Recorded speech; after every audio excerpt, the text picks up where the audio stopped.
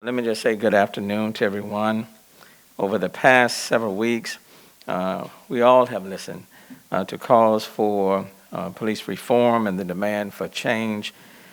People in our city want good policing and they want accountability and transparency within the Houston Police Department. And some have argued that we do not need another study or a commission or a task force. But let me just say we must have a thoughtful process driven by the community to enact meaningful and lasting change, which will be in everyone's best interest. And that is why today I'm appointing a 45-member task force on policing reform that includes members who represent a cross-section of our very diverse community.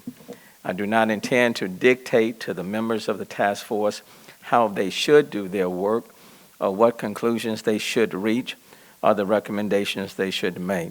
I am providing them with a number of charges that they should consider, such as review the Houston Police Department policies and practices relating to the use of force, i.e. training, reporting, etc.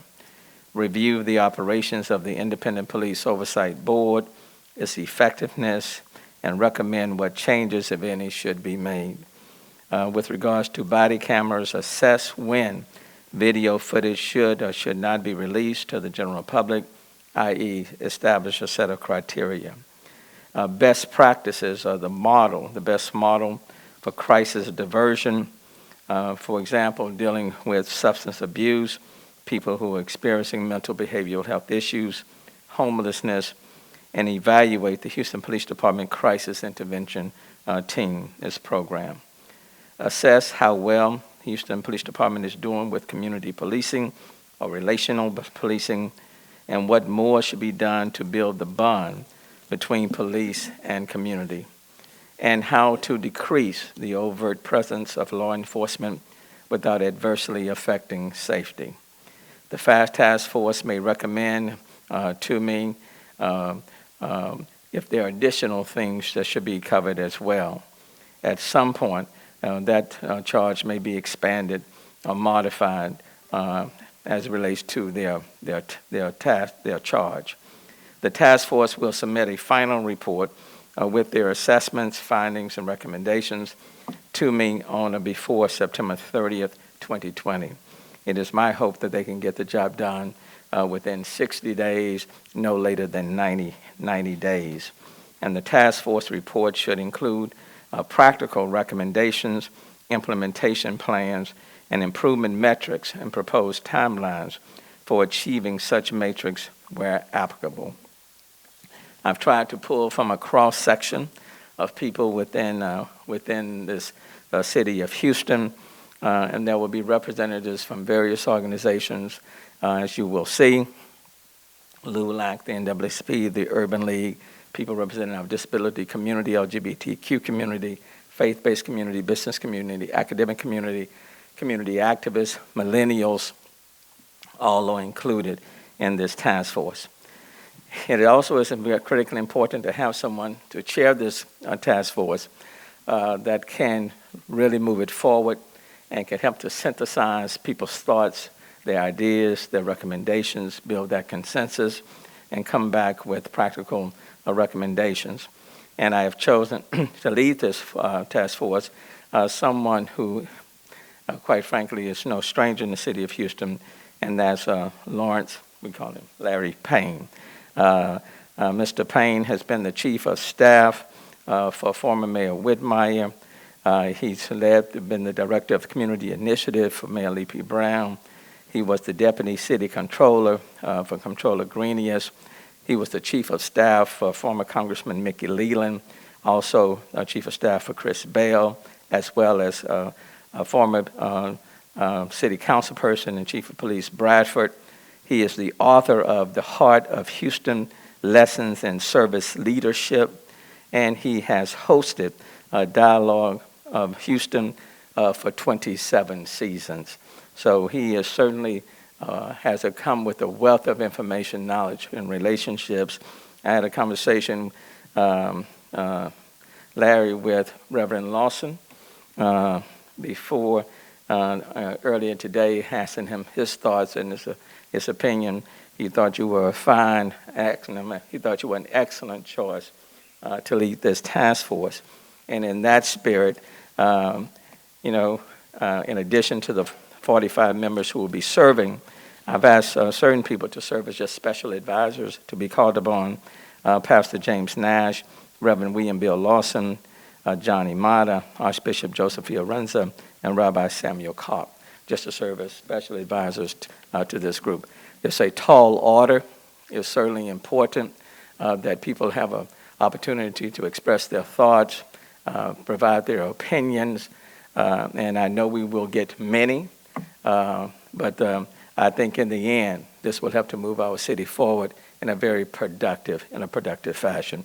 Now let me stop and let me bring on Larry Payne, who will be chairing this task force on policing reform. Larry. Good afternoon. First, let me thank Mayor Turner for your leadership during these troubling times, and to the council members present and those not present for their continued support. For such a time as this, we find ourselves with the necessity of forming such a task force. If I were to apply the 5 golden standards of the work of this task force to be done, the who, the what, the where, the when, and the how. We know who, the death of George Floyd and many, many others. We know what, excessive force used by some who wear a police uniform. We know where, every part of this country, north, south, east, and west. We know when, over many, many, many years, more than any of us in this room can count. The work of this body is really in 3 parts: the past, the present, and the future. How we respond is the issue. History will judge us on that. The present will be the beneficiaries, and future generations will thank us.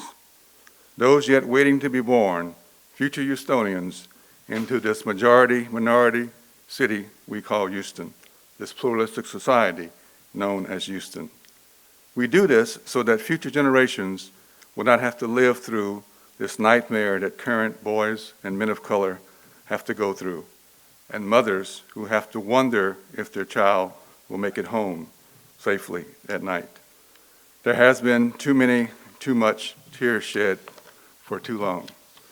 So we, the members of this task force, for the mayor and the city of Houston, look forward to and expect an excitement about the challenge and the charge to serve, and to bring about long overdue change and reform to the Houston Police Department. How to reform, how to de-escalate, how to use more diversion programs, how to improve and strengthen mental health units, how to pay for it, how to redirect, repurpose, reallocate, how to work with priorities and procedures for police officers that they must follow, who will be held accountable and know the consequences for not doing so. But more importantly, how to make the rule of law work for all and not just for some. How to be fair and just to all. Going into this process, we can only ask for your prayers. Continue to watch over us and pray for us as we go forward. Thank you. Thank you, and let me say, this is, as this task force moves forward, the members of City Council are also moving forward with their committee meetings and hearings and inviting input as well. In fact, they will be starting on tomorrow.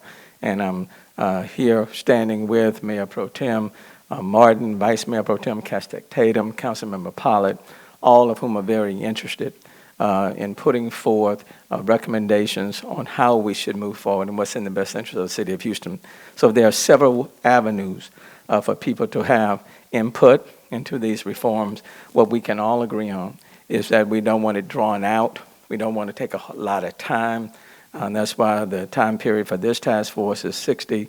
I would prefer 60, no more than 90 days, so we can move expeditiously in this direction.